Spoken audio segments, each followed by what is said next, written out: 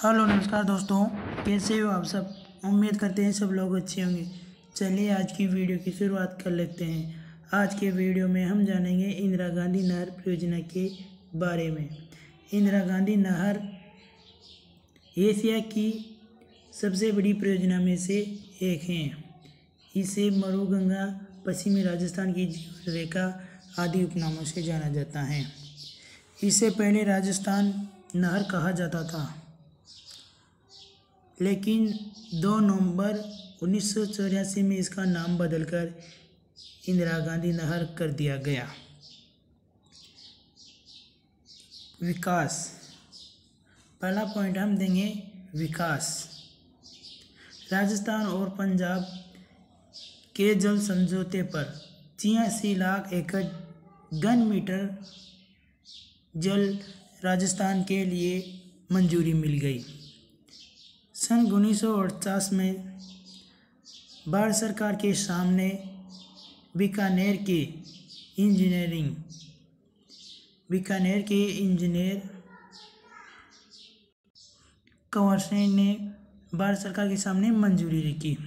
सन 1952 में इसका कार्य प्रारंभ हुआ।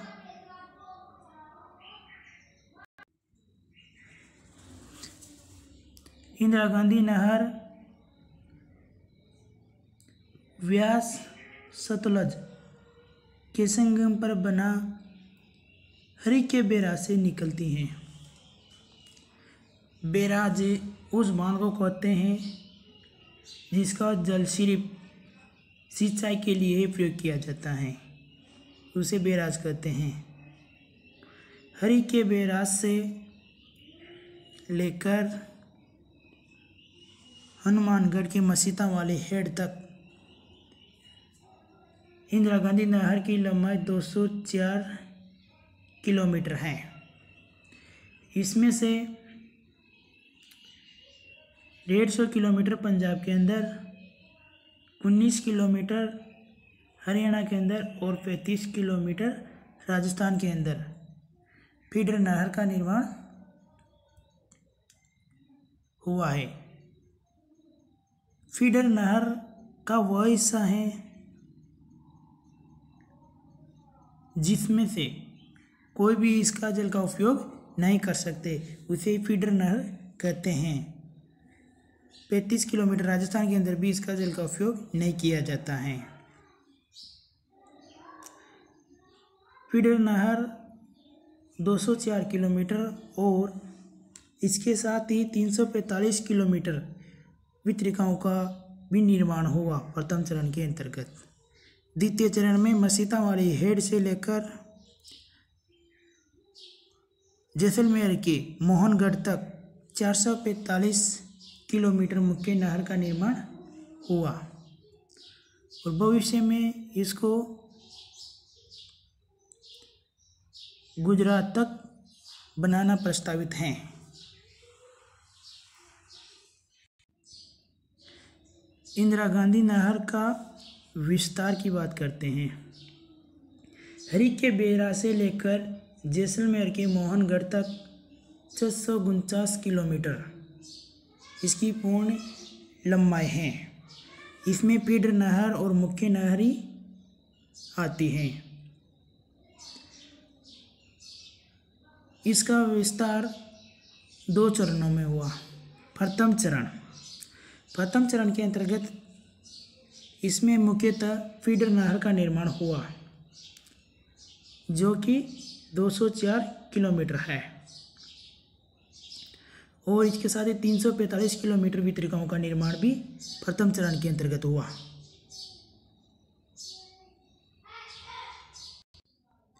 दूसरा चरण, इसमें मुख्य नहर व लिफ्ट नहर का निर्माण मुख्यतः इसके अंतर्गत आता है। इसमें मसीता वाली हेड से लेकर जैसलमेर के मोहनगढ़ तक 445 किलोमीटर व 5112 किलोमीटर लंबी वितरिकाओं का निर्माण हुआ और इसके साथ ही 8 लिफ्ट नहरों का भी निर्माण दूसरे चरण के अंतर्गत किया गया। लिफ्ट नहर का वह भाग होता है जिसमें से नहर के जल को लिफ्ट करके दूसरी अन्य शाखा में डाला जाता है, उसे लिफ्ट नहर कहते हैं। क्योंकि इंदिरा गांधी नहर का जो पश्चिमी भाग है वो ऊंचा होने के कारण जल को पंप की सहायता से उठाकर अन्य नहर में डाला जाता है, इसीलिए इनको लिफ्ट नहरें कहते हैं। इंदिरा गांधी में 8 लिफ्ट नहरें हैं, आइए उनके बारे में चर्चा करते हैं। लिफ्ट नहर, तो सबसे पहले लिफ्ट नहर आती है गंदेली शावा लिफ्ट नहर, जो कि हनुमानगढ़ में है। इसका वर्तमान में नाम है कुंभाराम आर्या लिफ्ट नहर। ये हनुमानगढ़ के अंदर आती हैं। दूसरी हैं लूणकरंज लिफ्ट नहर, ये बीकानेर के अंतर्गत आती हैं।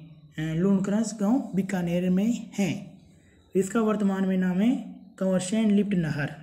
वर्तमान में इसका नाम क्या है? कंवरसेन लिफ्ट नहर, जो कि इंजीनियर के नाम पर ही इसका वर्तमान में नाम रख दिया गया है। तीसरी आती हैं बागरसर लिफ्ट नहर, इसका वर्तमान में नाम है वीर तेजाजी लिफ्ट नहर। वर्तमान में इसका नाम क्या कर दिया गया है? वीर तेजाजी लिफ्ट नहर। ये भी बीकानेर के अंतर्गत आती हैं। चौथी हैं गजनेर लिफ्ट नहर, गजनेर भी बीकानेर में आती हैं। गजनेर बीकानेर में ही आती है। इसका वर्तमान में नाम है पन्नालाल बरूपाल लिफ्ट नहर।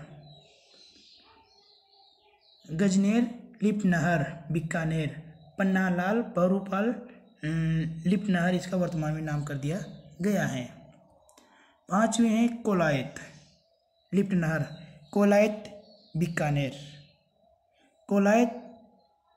कोलायत लिफ्ट नहर यानी कि बीकानेर में, इसका वर्तमान नाम है डॉक्टर करणी सिंह लिफ्ट नहर। वर्तमान में इसका भी नाम बदल दिया गया है और डॉक्टर करणी सिंह लिफ्ट नहर इसका नाम कर दिया गया है। छठवीं है प्लोदी लिफ्ट नहर, जो कि जोधपुर में है। प्लोदी जोधपुर, इसका नाम है, वर्तमान में इसका नाम है गुरु जामेश्वर।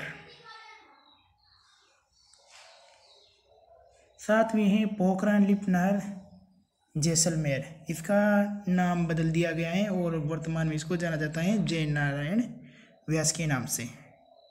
और आठवीं है जोधपुर लिफ्ट नहर।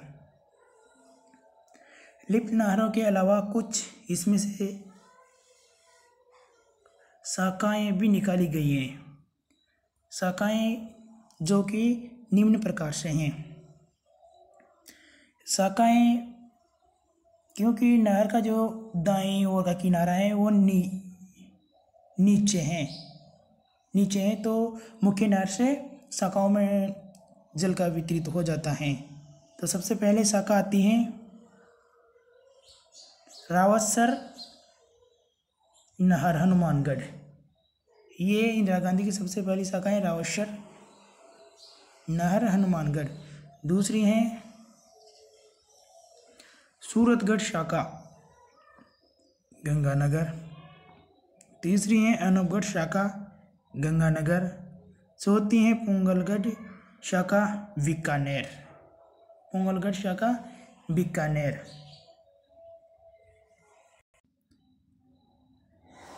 इंदिरा गांधी नहर के आने के बाद राजस्थान में क्या उपलब्धियां, इससे क्या विकास हुआ या इसका क्या महत्व है, इसके बारे में जानते हैं।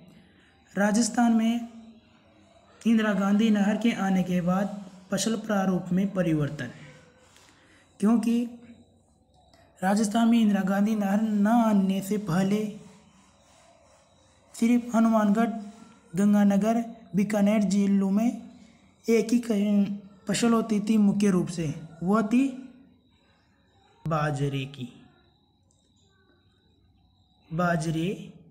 की।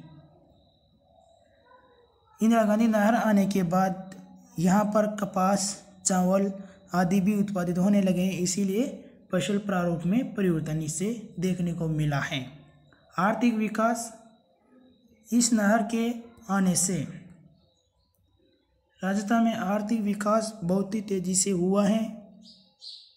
इंदिरा गांधी से 9 जिले राजस्थान के लाभान्वित हैं और इनमें नगरों का विकास, इधर से नगरीकरण हो रहा है, औद्योगिकरण हो रहा है, पीने के लिए जल उपलब्ध हो रहा है, ये आर्थिक विकास के अंतर्गत आता है। मरुस्थल के प्रसार में रोक,